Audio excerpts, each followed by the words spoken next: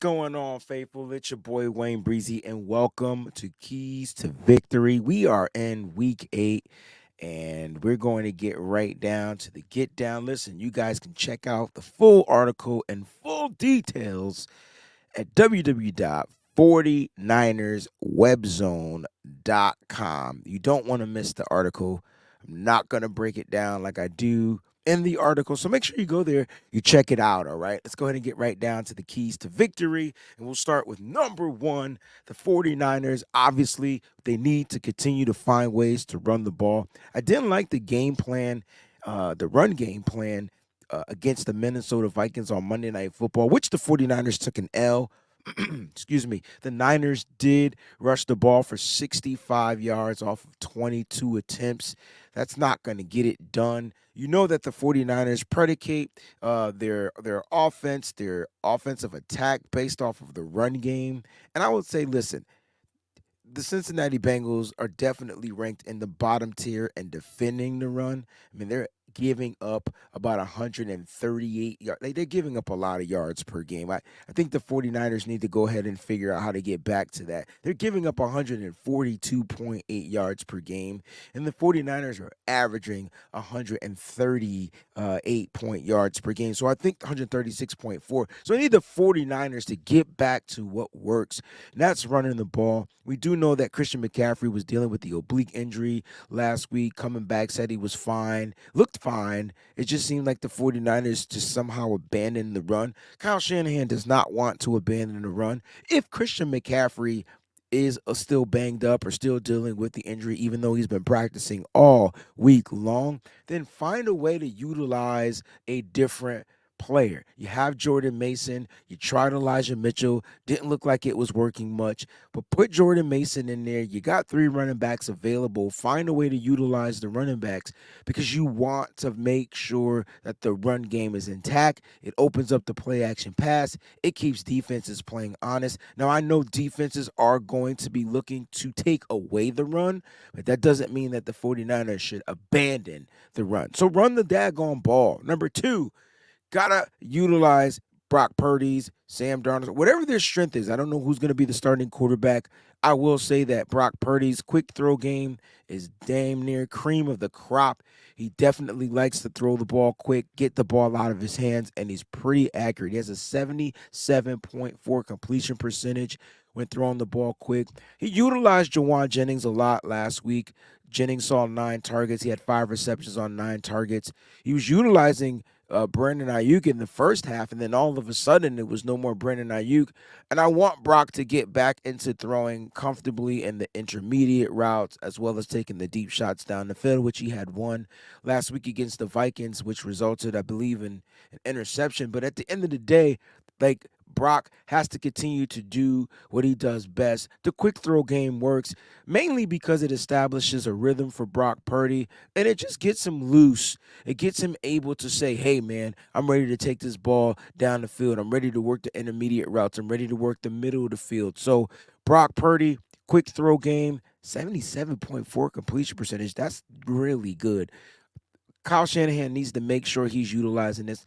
Whether, and I'm not talking screens, I'm talking throws 0 to 9 yards, right? Screen game, it's still a work in progress. You're missing one of your best screen players. Debo Samuel will not be available in this game, but that doesn't mean you can't utilize other players like a Ronnie Bell.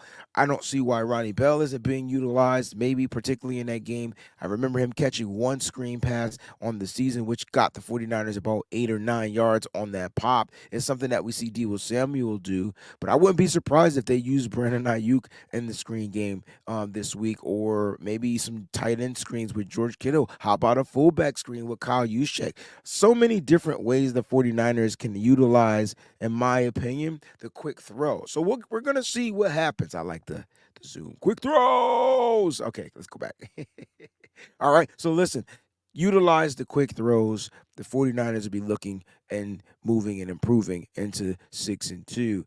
Number three, this may be the most important key to victory because the 49ers over the last two games, the 2 losses that they've established, they have 5 turnovers, 3 interceptions, 2 fumbles lost. Brock Purdy's thrown 3 interceptions, one against Cleveland, two against the Minnesota Vikings. McCaffrey has a fumble in each game. And you know what?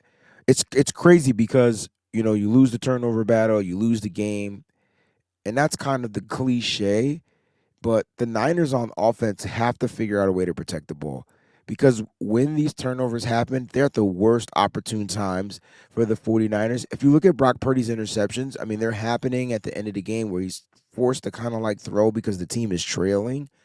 And next thing you know, it's going to be an interception and boom, boom, boom, boom, boom. Now, Brock had a couple of opportunities against the Minnesota Vikings, and both of them resulted in interception drives, and that ended the chances of the 49ers beating the Vikings on Monday Night Football. And you go back to the Cleveland Browns game, it was just a ball that kind of got away from him, right?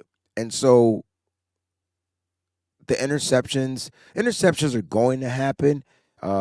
It's just you got to figure out like it's the timing of the interception. Had an interception happened earlier in the game, first quarter, I'm sure the 49ers and Brock Purdy and the quarterback, he could have figured out a way to kind of like overcome that adversity. But when it's happening at the end and the clock is expiring, it's almost damn near impossible to overcome. And when you talk about the fumbles, like the fumbles just can't happen. Like I don't expect any 49er running backs to fumble the ball. But Christian McCaffrey, 2 fumbles, 2 costly fumbles. He did take full accountability, especially the one in Minnesota. You know why? Because it was a tone setter, right? The 49ers' first drive, scripted plays, getting down the field, bada boom, bada bing. Same old, same old. Looks like they're about to take it in for 7. And then next thing, and it was after the defense got them a turnover to get the ball. Looks like they were taking the ball down the field. The next thing you know, they get into the red zone and on a big play for some extra yards. It was a good gain. We fumbled the ball. So the 49ers have and must protect the ball. I would like to see 0 turnovers against the Cincinnati Bengals just to get back on the protection side of football. 0 turnovers. Like 0 turnovers as far as losing the ball. I want to see turnovers as far as gaining the ball defensively, but the 49ers need to protect the ball in order to to improve to 6-2. Number 4, this is probably the hardest of the keys to victory. That's getting to the quarterback. Listen, the pressure rate is ridiculously high, but the sacks are ridiculously low. Yeah, the sacks are low. Your premier pass rusher with 2.5 sacks on the season doesn't appear to be getting the job done. A lot of it is scheme and game plan, right? The way that they're taking away Nick Bosa and the pass rush. And now you're playing a guy like Joe Burrow, 2 seconds. He's getting the ball to avoid pressure. He's getting the ball out of his hand in 2 seconds. This will be the quickest release time that the 49ers have faced by any quarterback all season long. 2 seconds. Joe Burrow has 44 completions with passes under 10 yards. Like, this is where he feasts. He's not looking to get the ball deep down the field. That's not the type of receivers that he has for some reason this year. He is getting the ball out of his hands quick. I'm not sure if that had to do or has to do with his injury that he's recovering from. I don't know. All I know is he's looking to get the ball out of his hand quick, and the 49ers are going to have to figure out ways not just to generate pressure, but to actually get to him. Not just the hits, but literally bring him down, get him sacked, and it's going to be tough. It's going to be tough when you have a quarterback that's getting the ball out of their hands that quickly. So listen, I'm going to ask a couple of things on defense. I'm going to ask the secondary to do a better job at sticking to these wide receivers. They're going to be on quick routes. They're going to be on quick throws. I just told you about the stats about Joe Burrow. 44 of those throws under 10 yards. The Niners defense is going to have to figure out a way to stay glued to these wide receivers, Jamar Chase, T. Higgins, Tyler Boyd.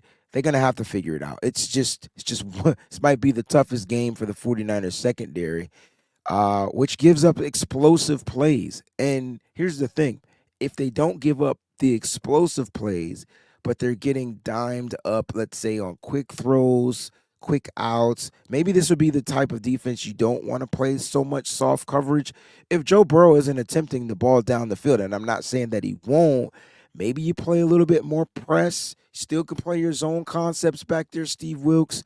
but maybe just tighten up the secondary a little bit by allowing them to jam their guys off of the line of scrimmage. We'd love to see that. Now, as far as blitzing, the 49ers don't blitz often, but when they do blitz, it's undisguised. The teams know. Kirk Cousins knew every blitz, all out blitz. This blitz is coming. Fire zone blitz, linebacker blitz, nickel blitz. He just knew them all.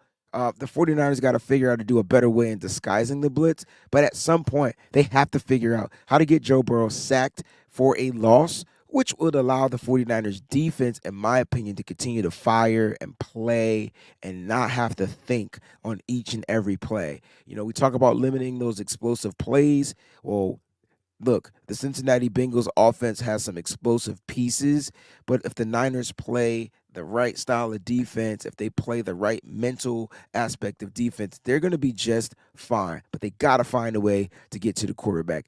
Doesn't matter who it is, get Joe Burrow down on the ground behind the line of scrimmage. And number 5, they got to get back to the basics and figure out how execute offensively, execute on defense, execute on special teams. Listen, look, Mitch Wisnowski may be having a Pro Bowl year, all right? He's fine.